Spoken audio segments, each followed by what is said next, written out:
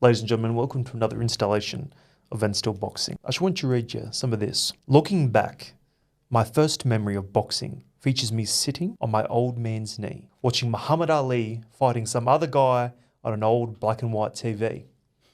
The other guy, I later found out, was Joe Frazier, and we were watching the brilliantly brutal Thriller in Manila back in 1975. I remember my dad saying to me that the great man was at the end of his run and that he should hang up the gloves for good. I didn't know what he was talking about, as I was only a kid, just happy to be watching the fight with him.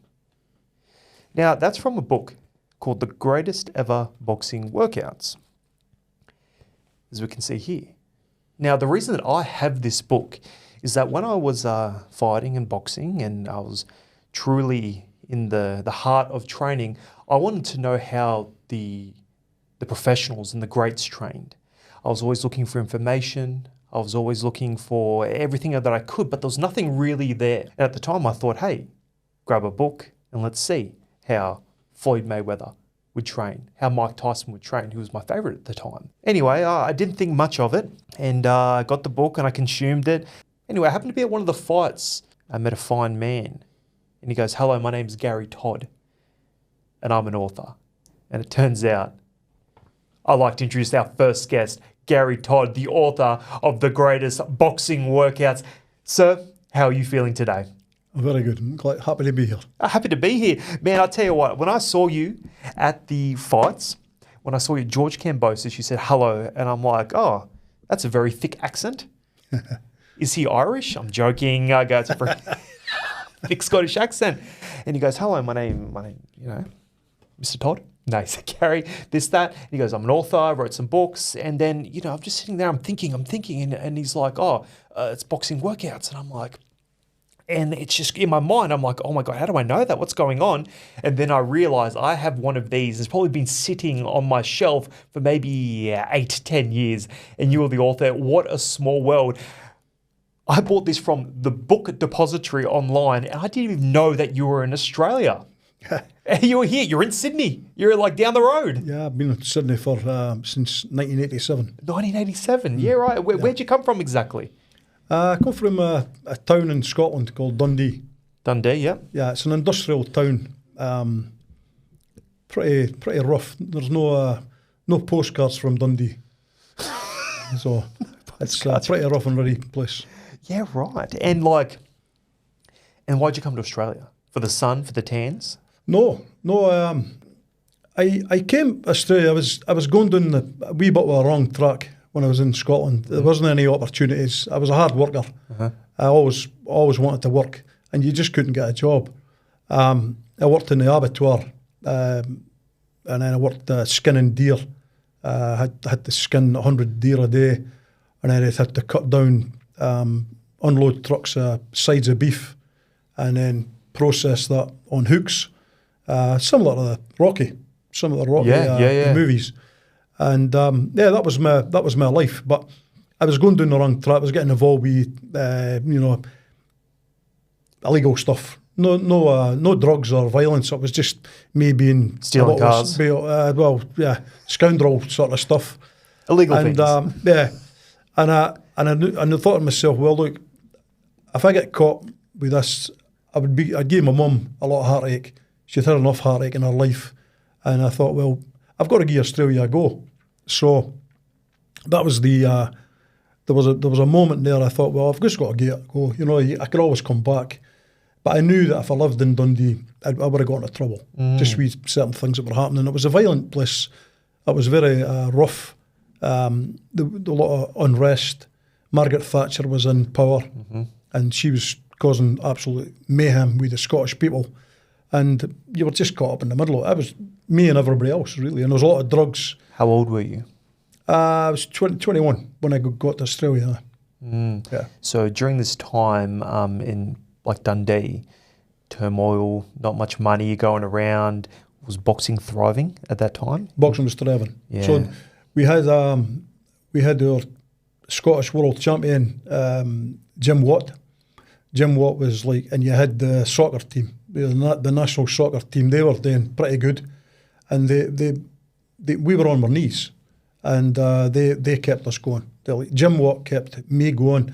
Other fighters kept me going. There was Marvin Hagler, Barry McGuigan, and before that, John Conte, Ken Buchanan. Just it was you sort of. I never had any mentors. I never had any guidance because I never had a father. So it was just me and my mum, and all my sort of heroes or people I looked up to were boxers or musicians. Really? Yeah. So what type of musicians?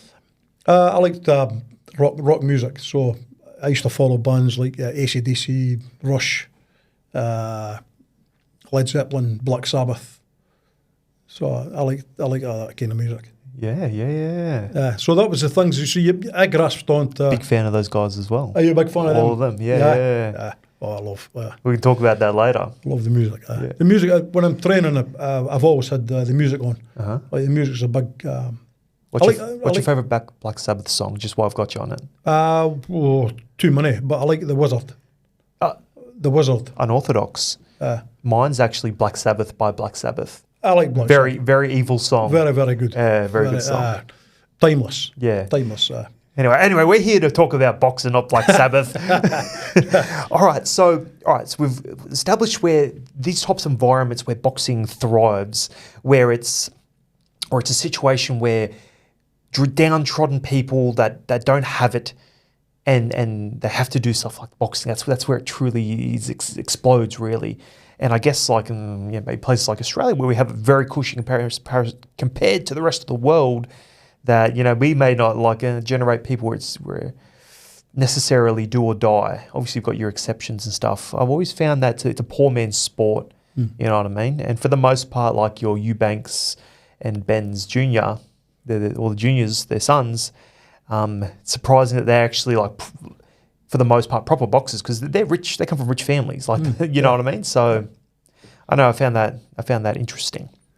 However, if we just get back on track here, you've written not only one of these books here, but 4.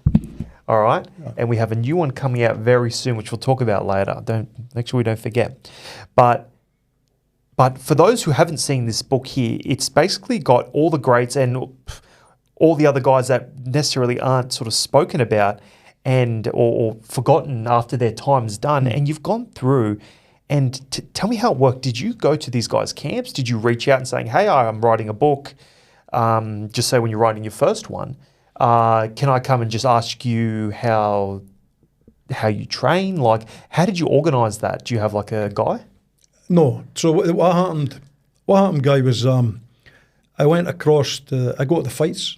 So I was a construction worker. Yeah. So I saved up the money, I took on extra jobs, got the money, and I was actually on a job, and there was jackhammers, like hammering like mad. It was just chaos, and the noise was deafening. And I thought to myself, my God, I've got 3 hours to go, and then I've got to go and train. And then it got me thinking, I thought, I want to find out about these world champions, because a lot of the world champions... So you sit there jacking. Yeah, well... jackhammering. Jackhammer. That sounds bad. Yeah. And then you're just thinking. I was just thinking, and I was thinking, some of these guys, like, a lot of these guys don't make any money. Like, Manny Pacquiao didn't make a lot of money until very, very late in his career. And then he made mega bucks. A lot of these world champions, even now, some of them world champions are working. Like construction workers, electricians, plumbers, working in supermarkets, and they're world champions. I've seen them. I've been there. I've actually saw them going to work. Like who? It goes through the years, like especially the old timers. The old guys. The Frank Brunos, the John H. Straces. Frank Bruno, really was working. Frank Bruno. Like I'll tell you, so see, and it actually happens after their career finishes. So all these older guys that you see, they've either blew the money, they've been badly managed, maybe not even managed. They've never, like, there's no tomorrow. You know what I mean? They live for the day, and they just go like big time, living it up, and they've not got any backup plan. And I remember when I was in Las Vegas one time, that's probably the most upsetting thing. Like Leon Spinks, Leon Spinks was a brilliant boxer, like tremendous fighter, and a tremendous athlete. Leon Spinks was down on his luck, big time. I seen him in McDonald's, and I really brought a tear in my eye, like this to think. Leon Spinks Working at McDonald's. Yep. As an old man probably at the stage. He was an old man. He was an old 50, 60. Like you hear the stories. I mean, there's a million stories you can read about it, but when you actually see it, it really, really affects you. So some of these guys, they live off signing autographs. They go to these events and they just go and sign autographs. They've not got a pot to piss in. Really. They've not got any sort of qualifications. They've not got any real stability. It's week to week. Yeah. Like, and then they put on a bow tie, and then they end up going to one of these events and they're signing autographs. It's really tough seeing. It was great. I feel very privileged to be in that position that I could go meet these people, particularly older ones that I really, really looked up to. But when you see them, and some of them, when you see them, you say, "My God, I wish I didn't see that," because they're very. Some of them find it very hard to talk, and they've been affected. Yeah, from like running it back too much. They've got an affliction with boxing, like hasn't been be the sport, and especially the guys that fought 15 rounds. So, in my books, I've got a passion for the fighters. I love the fight game, but I love going to see the fights. But it's the fighters I've always been passionate about. I've always been fascinated with their training methods. I always wanted to emulate, copy their training methods in my training, and that's what made me do it. But I started a long time ago, like 30 years ago. I went to New York, and I was sparring. So your jackhammering had the idea. And you went overseas. Well, I wrote it down. I had a bit of a plan, so I wrote it on a piece of paper, and I wrote down what I'm going to do, what I think I can get done. But the first step to that was to get access, because you just don't go up to somebody and say, "I want to interview you." Yeah. You've got to do it through time, and it took me a long time. But yeah, the first thing you've got to try and do is get some sort of a media credential, because that helps you open doors. So I actually got my first media credential at Madison Square Garden. That was my first media credential, and in those days, you never had to get your photograph taken. Now you've got to get your photograph taken, and but 30 years ago, it was just me. I rocked up and I says, I'm from Sydney, Australia. I write for British Boxing magazine. I never. And I says, I'm here. I've came all the way across. Operated between the lines. Yeah. I like that. Had to. And you've got to ad lib. So I'm grown up in Scotland, and Dundee gave me that sort of dodginess about it. The lady at the desk, she says, "Oh, you're not on the list." And I goes, "Look, I'm very sorry, but I should be on the list. Can I see your manager?" The manager was a guy with a red tie. No, forget that. She says, "He's over there. His name's Norman or something." I said, "No, Norman, correct." I said, "I've came all the way across for this fight. My name should be on the list." The lady said, "It's not on the list." I'm very disappointed because I spent a lot of money coming across here. He went, "Come with me." I got my first media credential. I couldn't believe it. I couldn't stop looking at it. You know, it was about that size. And I thought, I've cracked it. Media. I've done it. Yeah. I never went to school. Yeah. I never went to school. Never mind writing. You know, I was good at writing. You're on a jackhammer 6 weeks ago. Like 3 days ago. And anyway, so I went to the press conference. I just loved it, and I thought to myself, I've got a chance now. This could be writing the first book. It could be a reality. But what you got to remember as well, it's not just writing the first book. Once you get you're writing, and still am. I've wrote 4 books, international bestsellers. I write all with one finger. You've sold like You sold like 300,000 books, haven't you? Yeah. But I've done it Say with less. I've done it with one finger. So you're like the old person one. I'm the dinosaur, the keyboard. Where's that again? Having to keep looking at what number's that? What letter's that? Yeah. But Do you wear glasses? I know I wear glasses. Yeah. But other years ago, I never had a clue. I never even had a computer. Did your family like, how are you? My wife, how are you a writer? My wife used to shake her head all the time, and she says, "You can do anything. Like if anybody can do it, you can do it." Because how the hell did you manage to get? How did you manage it? And I said, "You just got to keep trying. You got to keep in life. You've got to try. If you don't try, you'll never get anything. You've got to keep going." That's something you learned from boxing. Like taught you, yeah, like that early age. Just keep grinding. Keep grinding. Keep people. Never let people tell you can't do something unless it's illegal. But you've got to keep going. And it's I'm a sure those lesson Dundee for skills kids. would help then as well. Yeah, but you've got to keep going. And if you keep going, good things happen. Yeah. I keep telling I tell my daughter that, and my daughters and my son, keep going. Good things happen. Yeah. But I wasn't easy. I was. It's not for everybody, and it's no easy because if it was easy, everybody would do this. Everybody would write these books. Yeah. But what I'd done was unique. I'm sure you can get things off the internet now.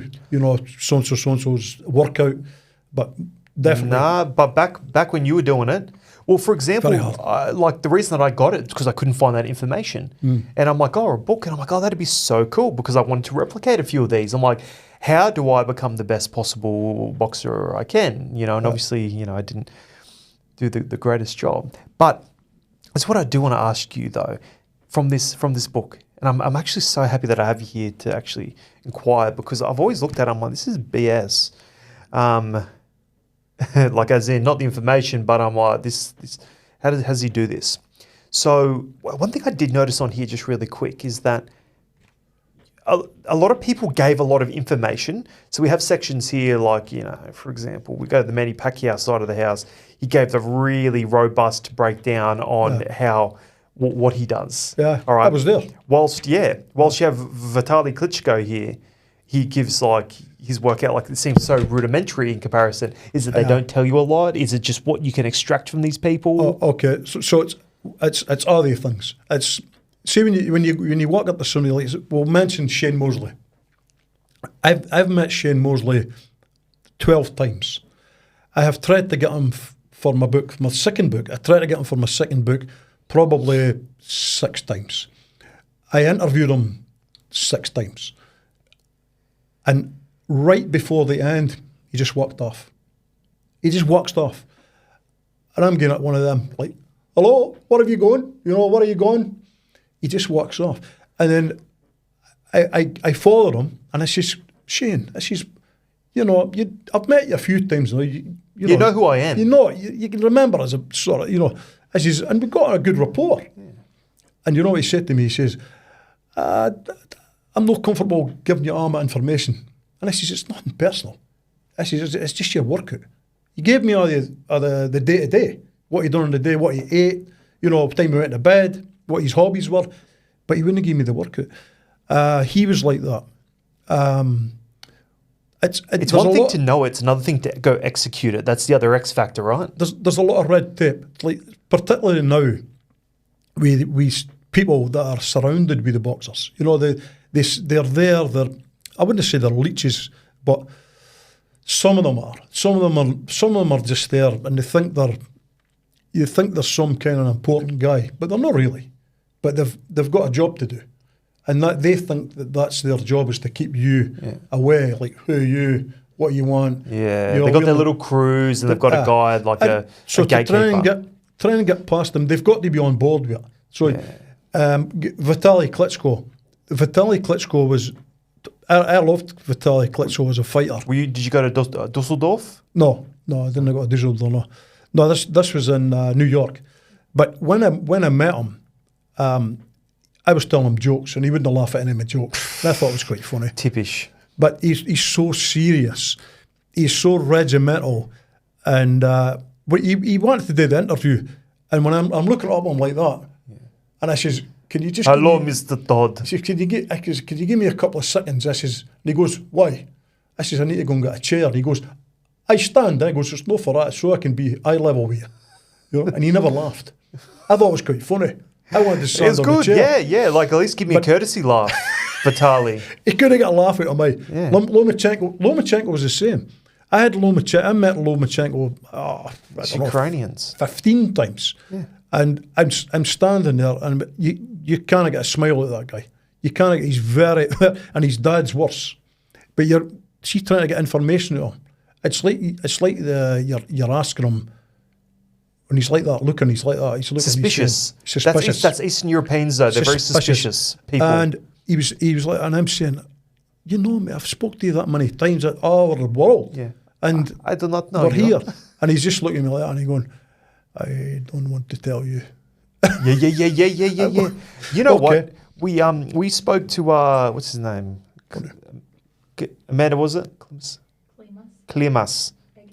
Agus Klimas. Oh yeah. Yeah. Same thing. Same thing, idea. yeah. I'm like, oh, he going? You know, love you guys. You know, you got an eye for him. He's like, like fully like suspicious. Suspicious. Yeah. So. Oh no, I but feel ya. Mosley was like the one that remembers. He just walked off, and then you're just like, oh my God, what's Fuck you, Mosley. Blood, you want to get dropped? but frustrating. You can, and like, okay, well, that makes a lot of sense because, like, you have like you said, Manny Pacquiao, and like, you know, Mayweather. Yeah, well, Mayweather's another thing. Mayweather was very, very open. Yeah. Like, look at Pacquiao's. Look at that. I'm going to show it. Like I was there. I was there in the gym with him. Oh, so you were just watching it? Because I was training. They're quite friendly Filipino people, no? The whole gym was packed. Yeah. I was lucky. I'd been, and I knew Freddie Roach. I knew his brother, Pepper Roach, and I was pretty lucky with the environment I was in.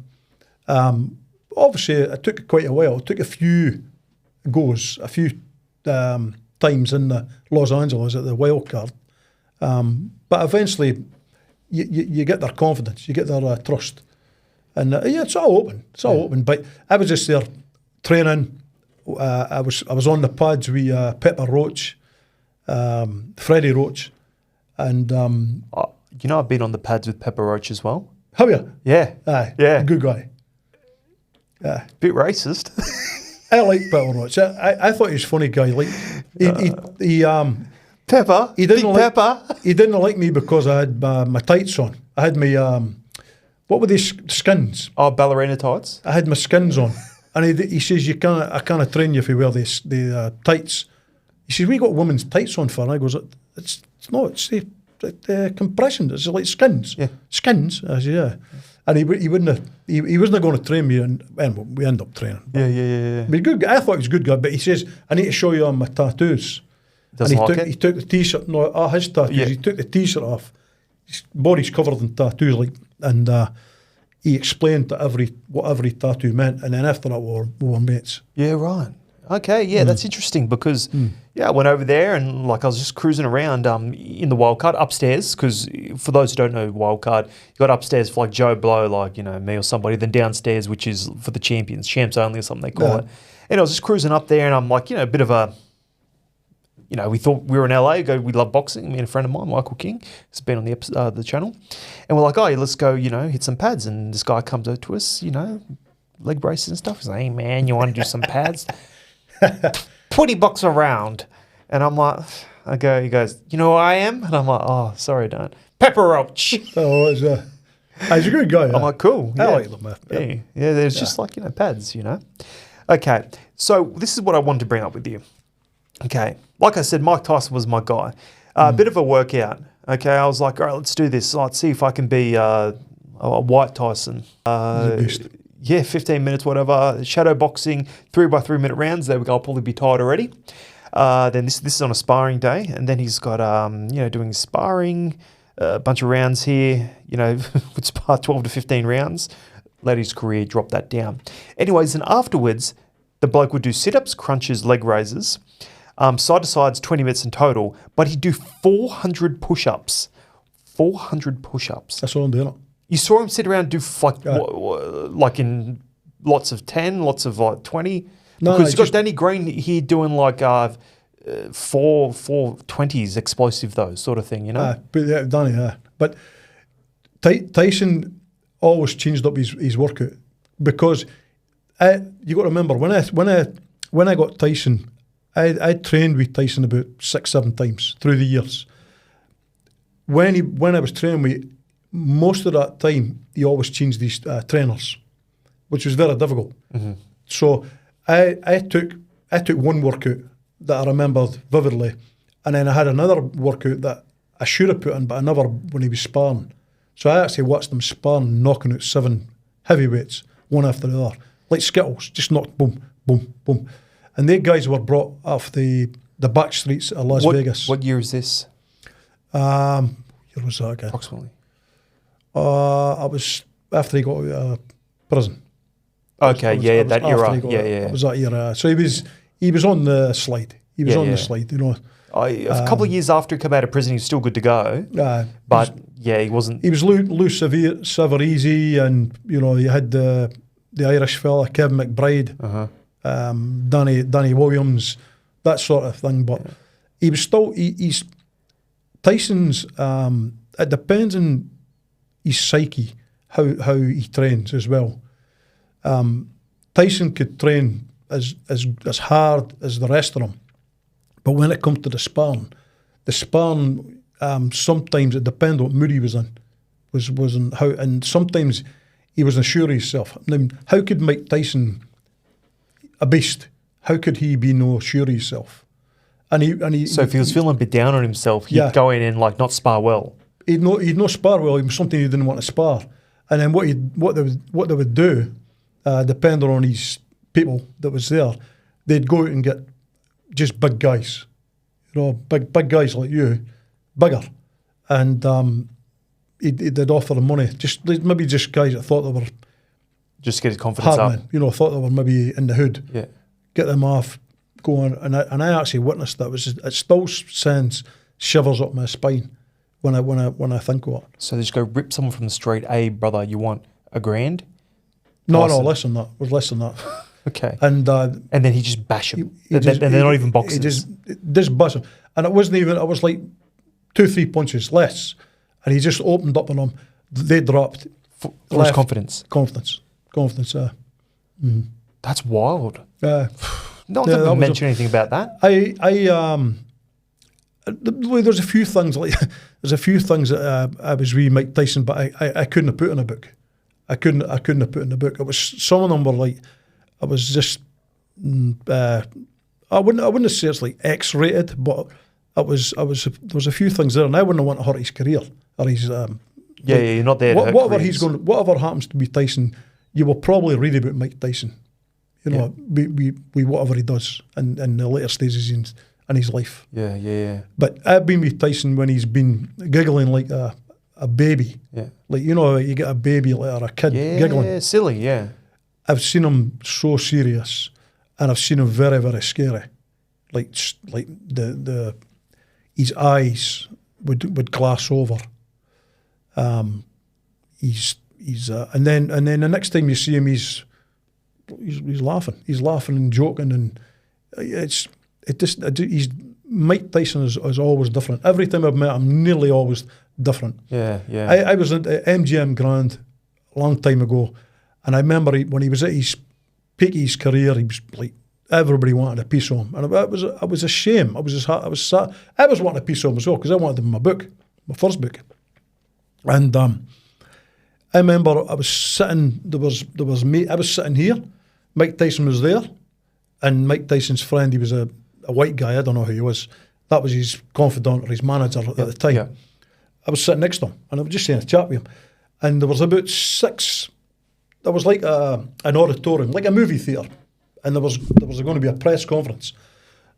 I can't remember what the fight it was, but we were sitting there, and I was in media, and I'm waiting on the press. We're just chatting to Mike, and this woman launched herself for like 6 rows back, 6 rows back, just to touch Mike Tyson, and she went like bang, like it didn't end well. The ambulance came, dragged her out, and all that stuff, but it wasn't good. And I thought to myself, this guy is like, everybody wants him, and that would drive you insane. I mean, it would. You have like zero privacy, zero like your own time. There's nothing his. I mean, And he wasn't handled well. He wasn't managed well. No. After Cuss went, like, he was quite a well-spoken young man. Then Cuss died, and everyone started taking advantage, pulling him separate ways.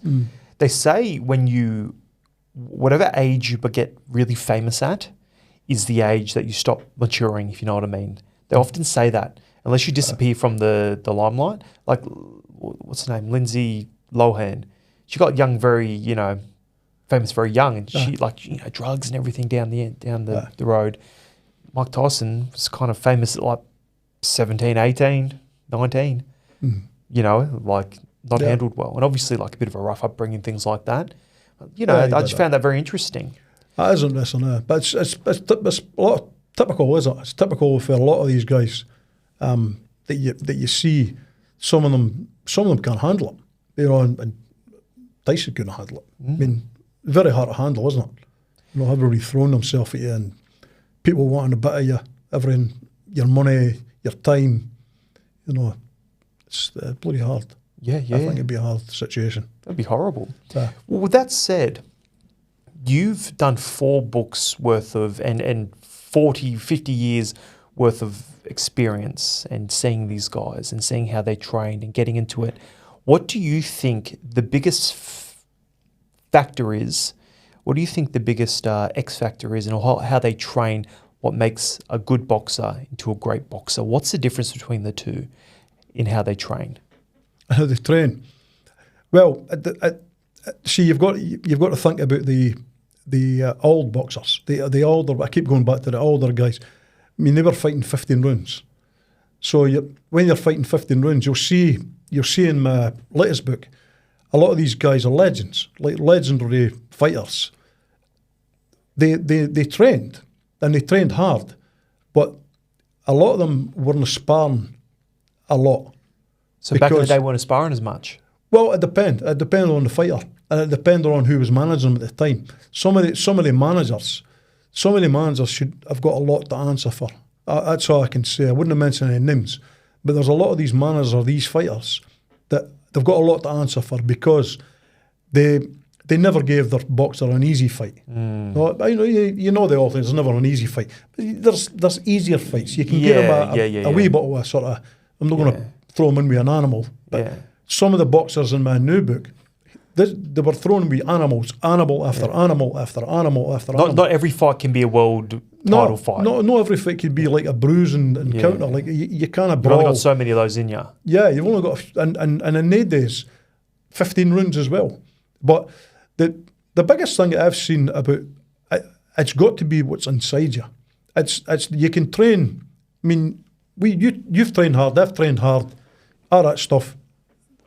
Every boxer trains hard because you have to. But the thing is, when it's what's inside you.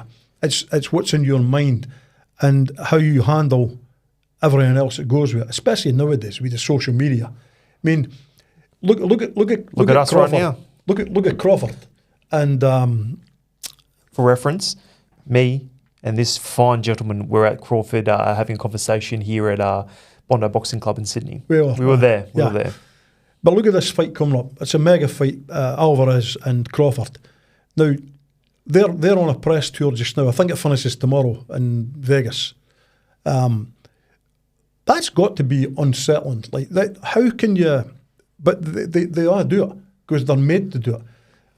That's got to be unsettling for the boxer because really they wouldn't have cared about that. They wouldn't have cared. They'd be like Crawford would be like, I don't want to be here.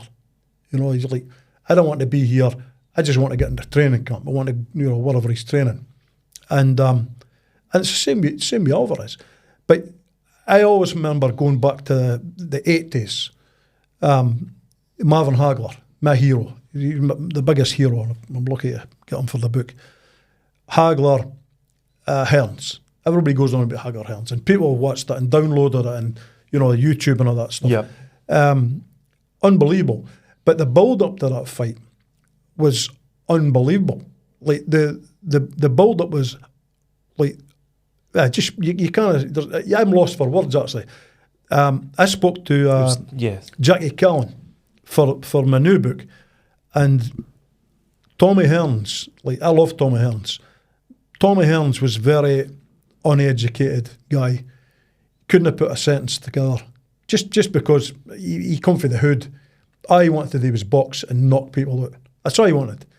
He didn't care about anything else. He didn't hit. Jackie Callan was brought in to tell him how to talk. You know, try and be more articulate, because at the time Bob Arum wanted him to say, stop saying motherfucker. Because Tommy Hearns, I wanted to say, I'm going to knock this motherfucker out. And Jackie Callan was brought in to say, try not to use the word motherfucker. Try to use the word like this dude, or you have to stop swearing, because it's going to go on Sports Centre or this is a family show. It's a family show. So, and Jackie says to me that actually very, very difficult man to talk to, but she done her best. And you see him, and she says, every time you want to say that word, pause. Every time you want to say it, just pause. And see, when you watch the interviews for that fight, you see him pausing a lot. And you say to yourself, my God. How many times you want to say it? And there was the stories behind all these fighters and these big fights, the things that they spend the money on, like private jets, and you know, they go on separate jets and all this stuff. It's just unbelievable. But I actually think, getting back to your question, I think that a fighter has you can be all sorts of athletic, but it's got to be what's inside you.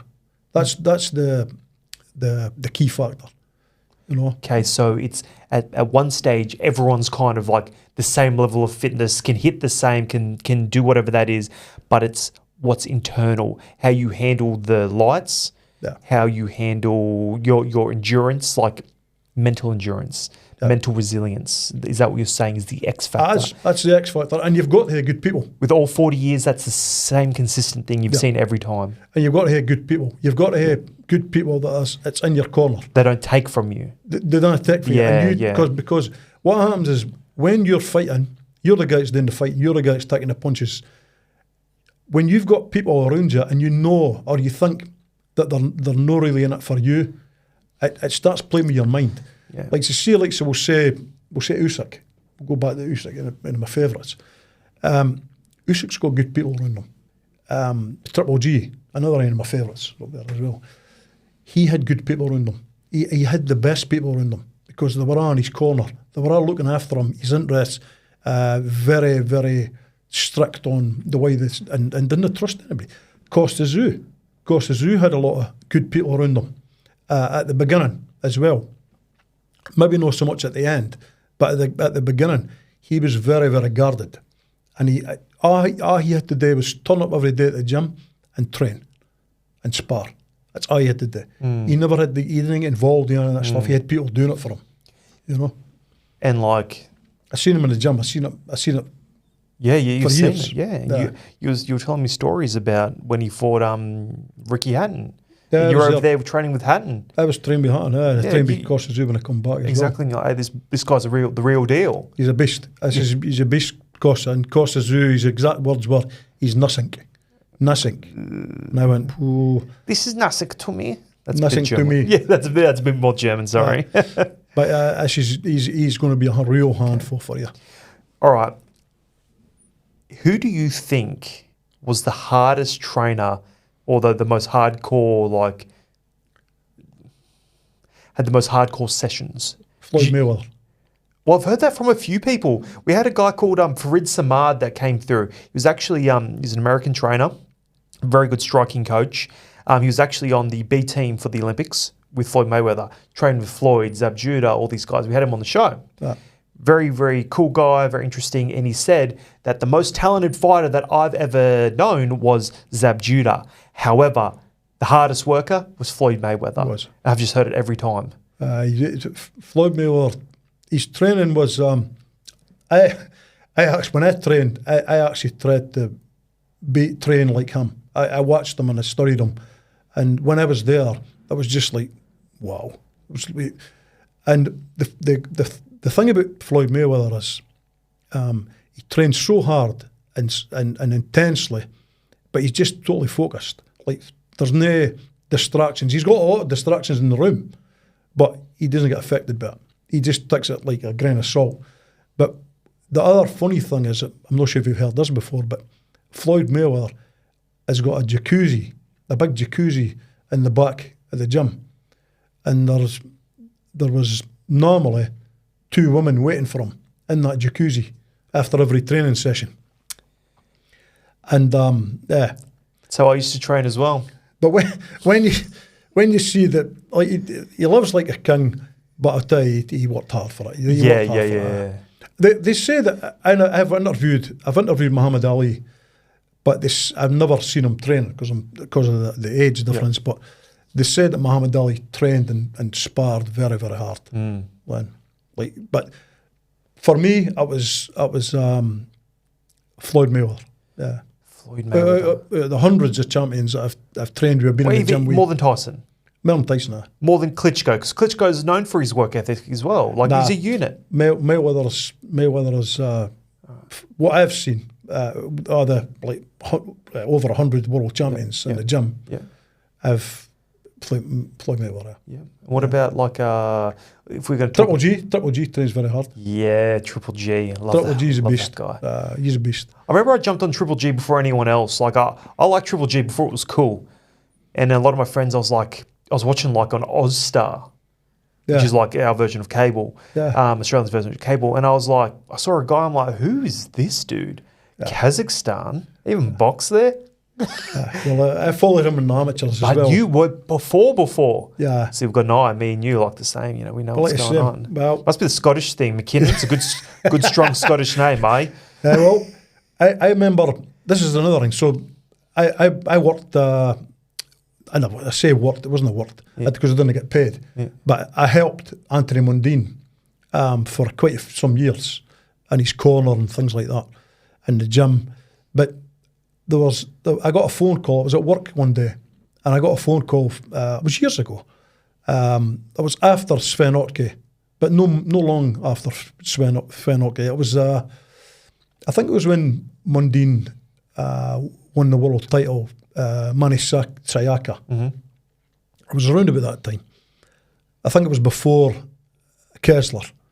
Anyway, I get a phone call for one of Mundine's team managers. I'll not mention his name, but he called me and he says, "Have you heard of a guy called Gennady Golovkin?" And I says, "Yeah." And he says, "Yeah." I says, "Yeah, I've heard of him." Yeah. And he goes, I says, "I've actually followed him. I've been following him in amateurs for years." I says, "Well, why do you want to know?" And he goes, "We've just been offered to go to Germany and fight Gennady Golovkin." And I says, he says, "Do you think it's a good fight?" And I went, "No." And he goes, "What do you mean?" I says, "Mundine will probably last one round." I says, "He'll get badly knocked out." One, you reckon? One round, less. And the guy on the other end of the phone wasn't happy. He says, you can imagine the language. And he goes, "You've got to be joking." We thought you knew about boxing. And I went, "I do." I says, this guy's a killer. Yeah. And I says, he's just a killer. I says, he fights out of Germany. I says, but he's going to go to America soon. And when he does, he's going to be a world champion for a long time. So it's like he's unknown now, but he's one of these guys where it's the lemon's not worth the squeeze. Yeah. Like you're going to have to go versus a young killer. Not a big name, probably not going to sell heaps of tickets yet, but this dude's like a killer. Yeah. Mundine, years after it, Mundine never ever mentioned that. He probably never even knew. His management probably just never told him. But I'm not saying they took my advice because I said it, but I'm just saying it was my advice and take it or leave it. Yeah. But I would never put my fighter in with a Gennady Golovkin. Because everyone said he cracked, he's like heavyweight. Because we'll get to it, but you spoke to him a lot. He's in the newest episode of the book, so I can't wait to break that down. He is a beast. Yeah. So nice guy. Yeah. But just totally focused, cold, calculated, just all business. Was he a bit more jokey than the Ukrainians? Not really, no. No, he wasn't really jokey. He's just very nice. He was very soft-spoken and calm. Just cool. Yeah. Cool dude. Yeah, He's yeah. really cool, man. I really liked him. He's good guy. I like that. Yeah. Well, tell me this. Been in the game a while, as we've established. How do you think training's changed from, like, say, the early 90s, would you say, to now? Do you think they're taking a little bit, they're a bit more conscious of head trauma, they're doing less sparring, or... Less sparring, yeah, like, how has that changed, and how has, like, also science changed the training methods? Because I know Usyk's very scientifically based. Well, a lot of them are. I mean, you kind of compare it for like the 70s, the 80s. You kind of compare that either. The 90s, I think that was you're pretty spot on there. It started changing with the science and all that, with the eating, particularly the dieting. But as it's gone on through the decades, because it's decades, it's very, very. They've got everything. Like, these guys have got everything at their fingertips.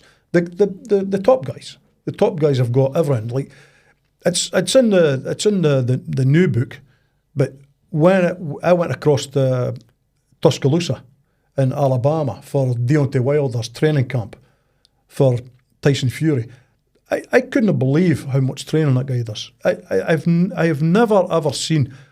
He has breaks, but he does this for such a big man. I cannot believe how much training that man fits in, and his schedule. It's almost to the point that you've heard the fact that a lot of them overtrain. Is Tyson Fury 1? Tyson Fury 2. The second one. That's one of my favourite fights of all time. The third one was very good. The third one was third was great as well. Unbelievable. Yeah. But I was in his training camp for the second fight, and I couldn't believe. I mean, I thought he was just going to go out there and demolish Tyson Fury. I was wrong, but my God, that man trains, and it's just that scientific stuff. He's got a man for this, he's got a man for that, he's got a man for that, and it's just that coordinated. It's just unbelievable. He does it. Well, here's the thing as well, like, that may be the case, but the dude had a mental breakdown. He said the suit was too heavy for him. Yeah. Like, do you know any insight with that? Do you think it was just he took it so badly, the loss, he thought he was going to win, trained so hard, as you said, you were there? What I can't tell you, when I was there, he actually hurt his ankle. He did. They said to me, "You can't tell anybody." I said, "I'll never tell anybody." Yeah. But the fight's over. Yeah. So I never told anybody. I could have. Yeah. But I never. And because I think in the fight he had an issue with the ankle. He did. He was like. He did. He was like limping on it. But I actually put that down to overtraining. Sorry, just really quick, because they said it was equilibrium because his legs weren't moving. Was that because did he roll his ankle in the fight, and he couldn't move as well? Don't know. But he did hurt his ankle because the last sparring session, it was like a Wednesday night, freezing outside. Tuscaloosa. Tuscaloosa, freezing. I think it was like 1 degree, and the last sparring session, he hurt himself, and he had to go and get a rub down at the end of the sparring session, and he sparred 9 rounds. Yeah. 9 rounds, I think it was. It was either 9. I was the 20. Maybe he'd done 12. He'd done 9. But the thing about Deontay Wilder is, for such a big guy, like, he's a big athletic guy, the training he does, and it's not just him that does that. A lot of them incorporate that. The Charlos, they are that sort of stuff. Crawford, Usyk. Are they new guys that they are training like that? They're training like athletes. They're training like basketball players. Yeah. Scientifically based. American football players. Yeah. They've got all these guys coming in and giving them all these advice, and then they've got their own nutritionist. Yeah. I mean, obviously, how can you go wrong? But that's only the top guys. Like, even Chavez is fighting this weekend, isn't he? The Jake Paul thing. I wasn't going to mention Jake Paul, but he's fighting him this weekend. The other guys have got that much money. They've got money to have a nutritionist living with them. I mean, how good is that? Let me ask you this: what makes a professional boxer? What makes a professional boxer? Like this isn't like a trick question. Like, what is the? Oh, you're a boxer. when do you call somebody a boxer, like professional? Like, what's that key factor?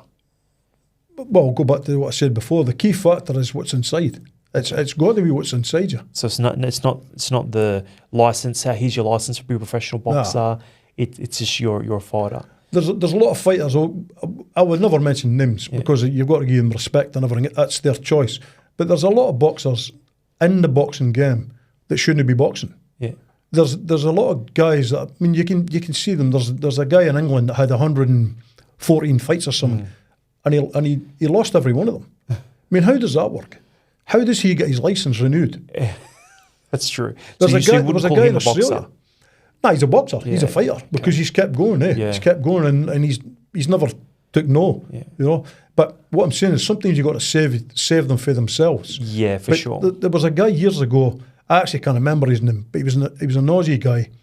And when I was working the corners and then going to the fights, this guy used to go and he used to get battered. And in the end, I actually says to him, I goes, "Do you really want to keep going like this? You know?" Thank God I saw him about 15 years later. He was working in the construction, earning $2,000 a week. Uh-huh. And I was so happy for him to see him. And I went, "That's brilliant." Because he actually had people around him telling him that he was, next fight you'll be better. He was getting battered every fight, really hurt, really hurt. And nothing was done. You can go on and on with the people getting killed in the ring and all that stuff. Yeah. That's people that shouldn't be boxing. Like, things happen. You get hit in the head, hit in the brain. Accumulation. It's accumulation. I'm not worried about Deontay Wilder killing someone. He'll knock you out one punch, but it's the accumulation. Some of these Mexicans. See when you go. Oh, man. Like the gyms in Tijuana. Some of these gyms, it's you've got to see it to believe it. Yeah, guys say it's just macho, and you're saying yourself. See when you see it, you're saying to yourself, "My God, man, they're just kids." Yeah, but it's like a thing. It's like a bravado thing. You have to do it because these guys have done it, and their trainers are saying you have to do this. And that's what I get back to with these guys that are damaged in the sport. We've not seen that yet. Nacho. Yeah, well, we've not. Nacho's there, but we've not seen the extent, the damage. You're starting to see it in the rugby league players. So the rugby league players for the 80s. Yeah, they're starting to be effed up now. You see them. I know a couple of them. Yeah. And some of them are no good. Okay. You know, it's no good to see. Well, sorry, just to go back to what I asked, I go, when do you start calling someone a boxer? My question is, when do you start calling Jake Paul, "Oh, you're a boxer"? You know what I mean? Well, he's a boxer. Yeah, like as he's a in, boxer. like you're a professional. Like, because people are like, he's a YouTuber. I'm not a fan, but he's a boxer. When does it tip over? Is it a respect for it? Is it because myself, I like to think, I'm very much a boxing purist. I like to think to myself like, oh, keep something pure about it. And then I'll think to Jake Paul, okay, he's just some YouTuber. He's done it differently. He's coming out with like giant mascots and things like that. And I'm like, this is stupid. This is dumb. But is it me? And I get critical of myself. I go, is it me being like not wanting change? Is it me saying, this is not how it's usually done? There seems to be a lack of respect for it. However, then you start looking at what he's doing for the sport and try and be critical here. Well, he's getting these female boxers paid. Serrano, he's making it all like female sort of like promotion. Mm-hmm. Like he's putting on some pretty big fights and things like that. Yeah, he's fought one boxer. He's not a good boxer per se, but he's got a full team. I think he takes it seriously. I think he does. He does. So I'm like, what don't I like about it? What don't I like? I'm the same. I argue with myself about this guy. Yeah. I've never met him. I'll probably never meet him. But as I care. But the thing is, I'm no fan of him. But I argue with myself for a time with this guy about this guy because he has brought probably a lot more eyes. Like my daughter. My daughter knows more about boxing. My wife knows more about boxing than some men, just because of me. Yeah. I talk about osmosis. Osmosis. I talk about it quite a lot. But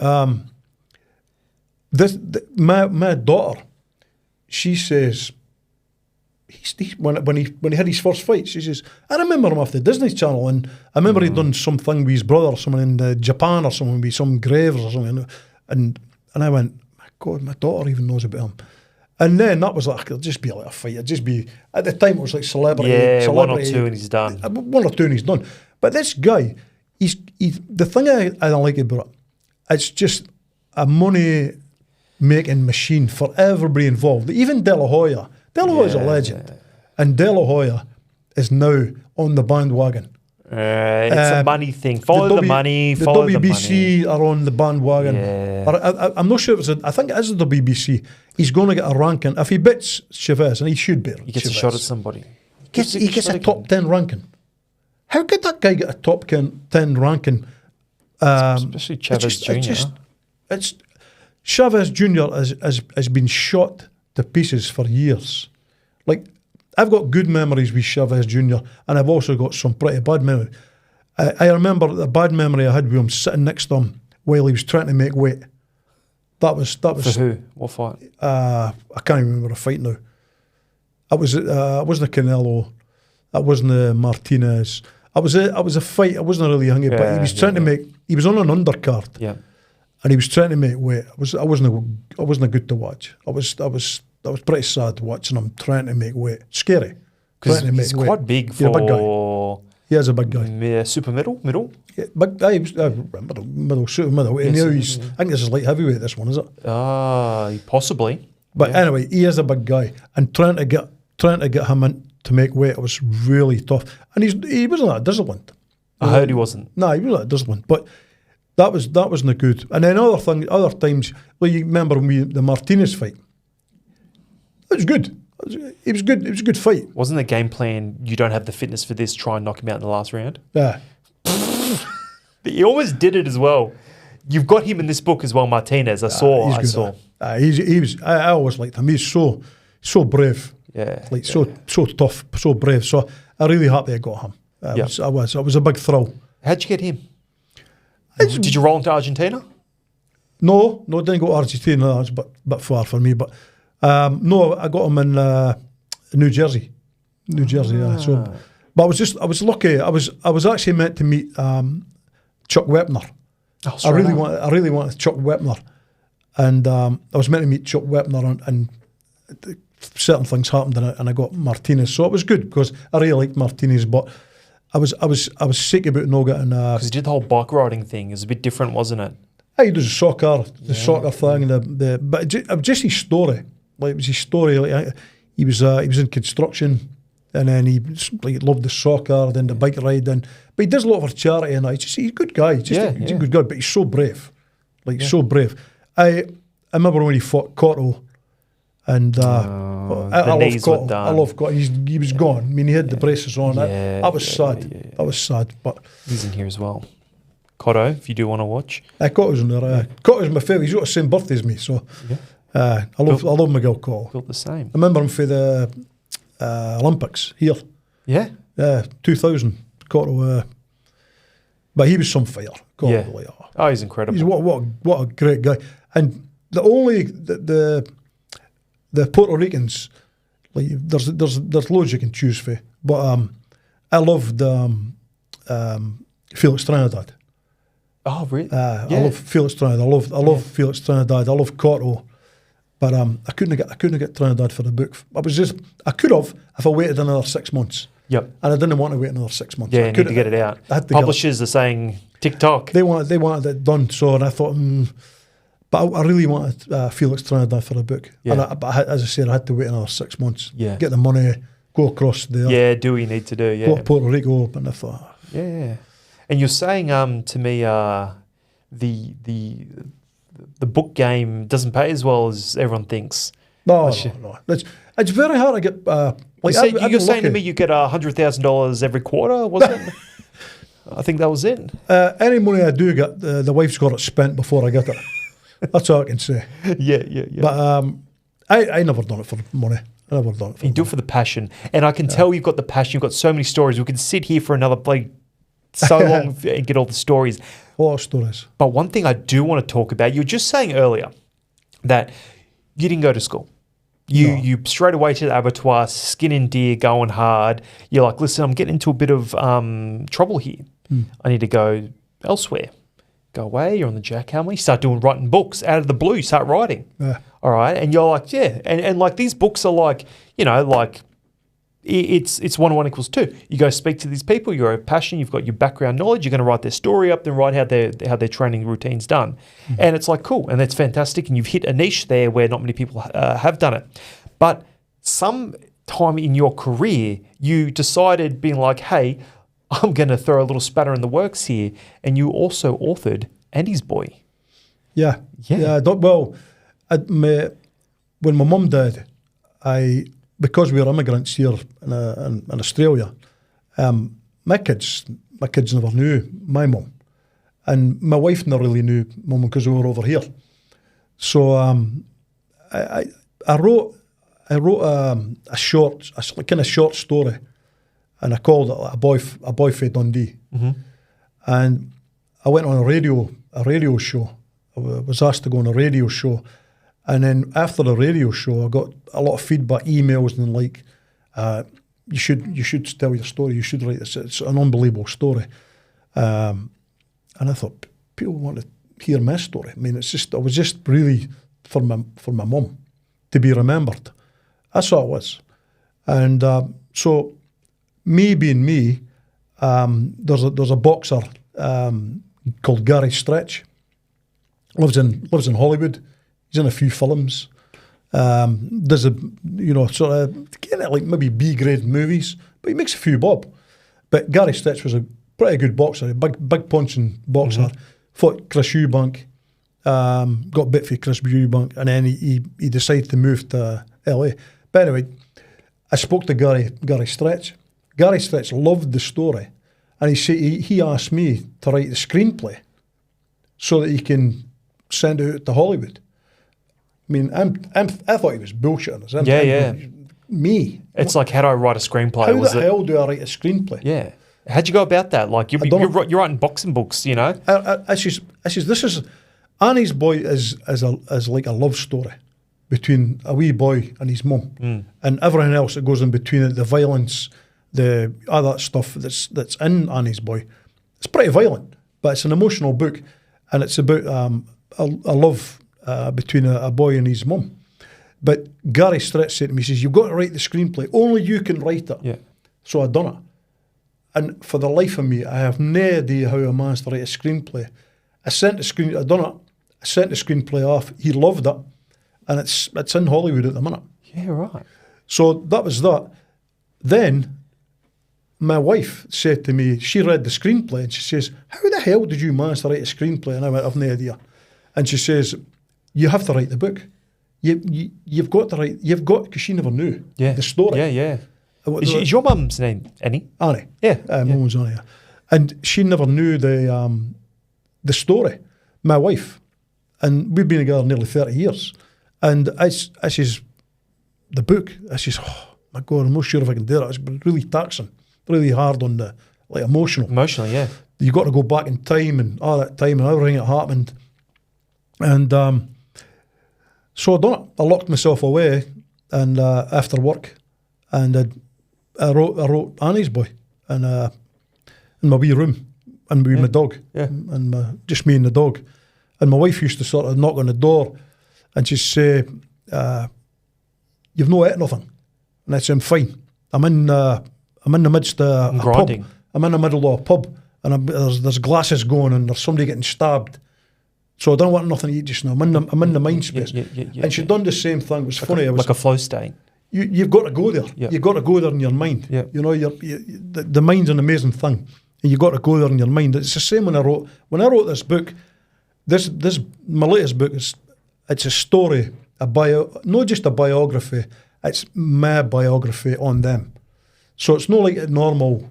It's not like a normal biography of a boxer. Mm-hmm. You can read a million of them. Yeah. But mine's is a bit different. I actually go there. Like, I go there. I can see the landscape. I can see the sunset. I've witnessed it. I've witnessed all these things. So I remember all these things. Like a dramatised... I wouldn't say it's dramatised, but I wanted to give the reader,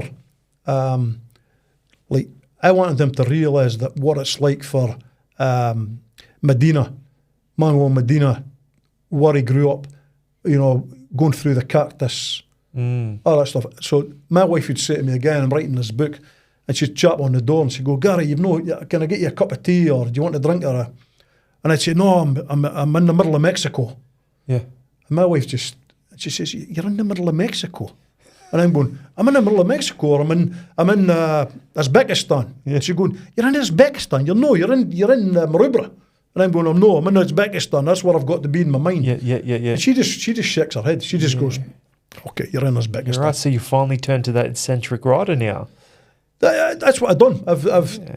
You've always had a vivid imagination. Vivid imagination.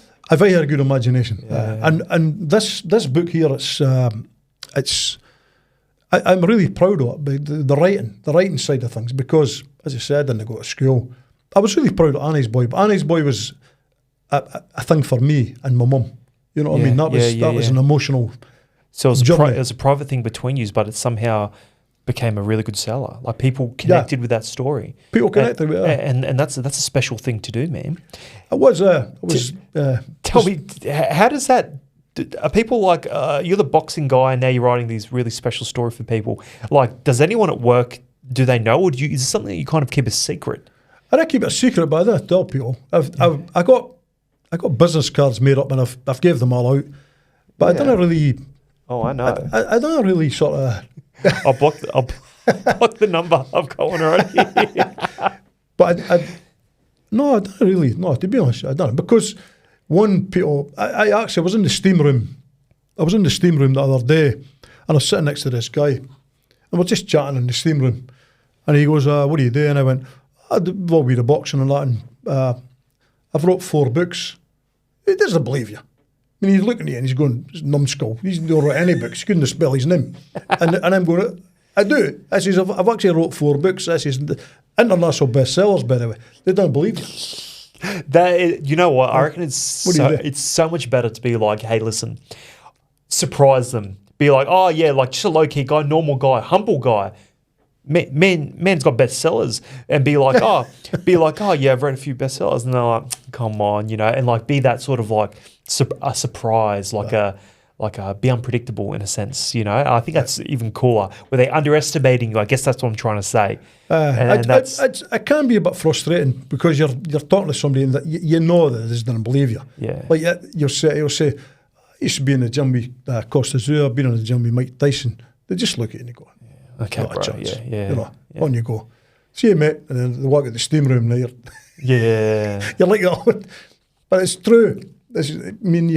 You can't, it's like, that's what I always say to these guys, like the world champions.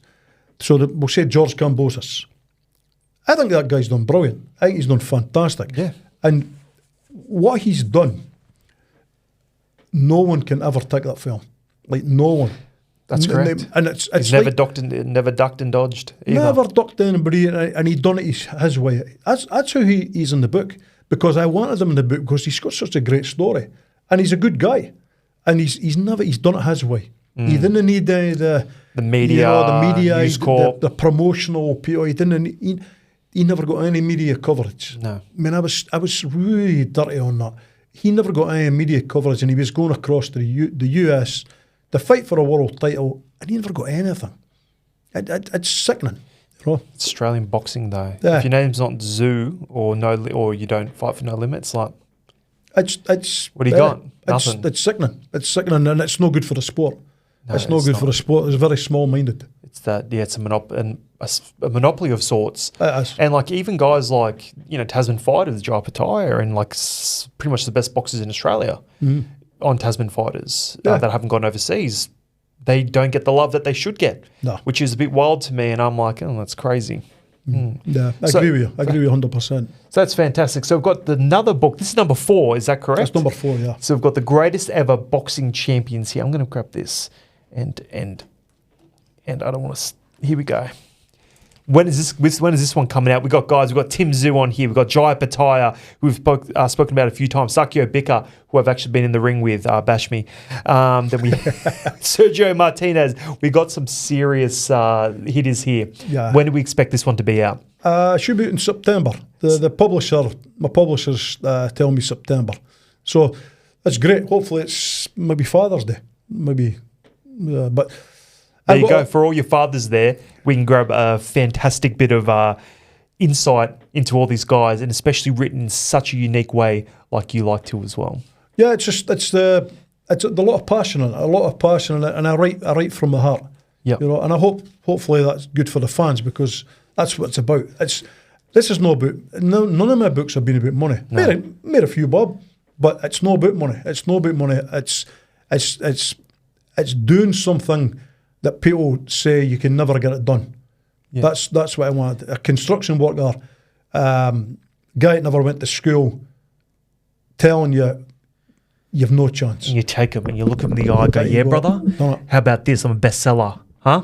And it's brother? not that as well. It's, Passion. You get a lot of people that self-publish. Self-publish, good luck to them. Self-publish, I didn't want to go that track. I've got traditionally published, which is very, very hard. Yeah, you want to do it the real way. You don't want to be like, oh, I'll buy my own books and stuff. And that's kind of like being signed to buy like Matchroom Boxing kind of thing. Yeah. Is being like, that's it. So it's the real deal, and it's authentic, and but the main thing is passion. It's a passion. I just hope that these fighters, and my other books as well, they're being remembered. You know what I mean? They are being remembered. They're on somebody's bookshelf. What do you mean? It's on my bookshelf right now. I literally bought it. And when you said, I was like, oh, spin out. Absolute spin out. So I found that very exciting. However, there is one thing I need to pull you up on regarding these books and every single bit of information I've actually had with you. Before, I actually want to ask you this question. If you're going to take a photo with a boxer, all right? Yeah. What would it look like? This is your camera right here. Let's have a look. Like if you're just going to have someone right next to you, what pose would you pull? Look, my hand, I get my photo took with my wife, and my hand always goes like that. Okay. Every time. And my wife says, what are you doing that for? Because it's just habit. Is there going to be, if you were to have a chance, an alternate hand gesture or way of taking a photo, how would it be? Because I say this because I'm looking at the photos here of all these guys, literally, every single one are the same. It's you doing this. It's only like that. Yeah. If you're going to do something else, what would it be? I'm not sure. I'm not sure. You've got this your opportunity to tell the world right now. It's yeah. I don't know. Yeah. Just no. I'm going to pull you up on that as well because that's your alternate. You're not allowed to use that one. I don't know. One more. Yeah. That's your alternate. It's right here. Busted him. All right. So you can't do this or this. What's one more? I don't know. You put us on the spot now. Yeah. Because I'll be vulnerable first. My one, which I tend to do, I do this. I just give the thumbs up like this. Maybe you should do thumbs up. That's what I do. I'm an idiot. Good. Yeah. You start doing thumbs up because I'm like this. Because I want to do something different. So I think maybe me and you should maybe start doing this one. What was that? When in doubt, peace and pound. I can't do the peace thing. I believe in peace, but I don't know. I wish there was peace, but I might go the thumbs up might be all right. It's not bad, is it? All right, cool. The other thing you got to admit, see some of the photos. It's the worst photos I've ever seen. You know some of these photos. Because you only got one chance. Yeah, well, you've got more than one chance, but some of them it's chaos. Sometimes it's chaos. You get people butting into your conversation. Yeah. Trying to give you that. But particularly earlier on, see the photos in my first book. You got to remember, as construction, I'd left Sydney, and you're saying yourself? You're saying you look a bit haggard. I look, say 6 o'clock in the morning. You left Sydney to get on the plane, to go to the airport. 9 o'clock you fly. You're travelling. If you're going to New York, it's 26 hours.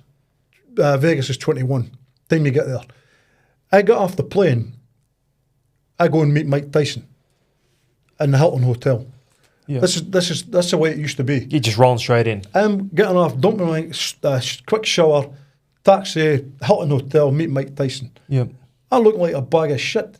You know what I mean? Like, it's just been off a plane. Yeah, I've been on a plane for 20 odd hours. And that's what it was. And you look so bad. Some of the pictures, you're like, oh my God. And in those days, there was no iPhone. Yep. I never got an iPhone until 2013 or 14. It's like the other day. At work, people were saying to me, you got to get an iPhone. We'll give you one. I don't want it. I just want my Nokia. Yeah. And which one? 3315? I can't remember. The brick one? The bricking, yeah. Aye. And the only reason I got my iPhone is because I dropped it in concrete and I couldn't get it back. So you're more likely to smash the concrete than that Nokia. Yes, sir. Well, I got the iPhone and I went, my God, can you imagine the photographs I could have had?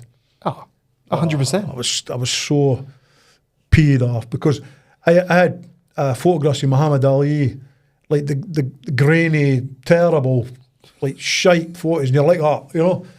And some photos here, man, that I'm seeing, I'm like, I've got like I think there's like 3,000 photos in my phone. That's so cool. We've got a few. We're going to be banging a few of them up.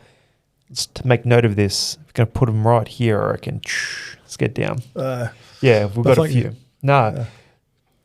Garry Todd, thank you very much for coming on the show. Thank you for sharing your information. I would love to have you on again in the near future. Talk about all things boxing. I love to tap into that boxing knowledge. You can catch Garry Todd's new book, The Greatest Ever Boxing Champions, with some big names in here, coming out in September. I'll be very looking forward to getting that one. In the meantime, I'm going to get this one signed because it's been on my shelf unsigned for quite a while. Can't wait. Thank you very much. This is Garry Todd. I'm Guy McKinnon, and this is Then Still Boxing. There's the thumbs up. Thank you. Thank you for listening. If you liked this episode, please subscribe to the channel for future content.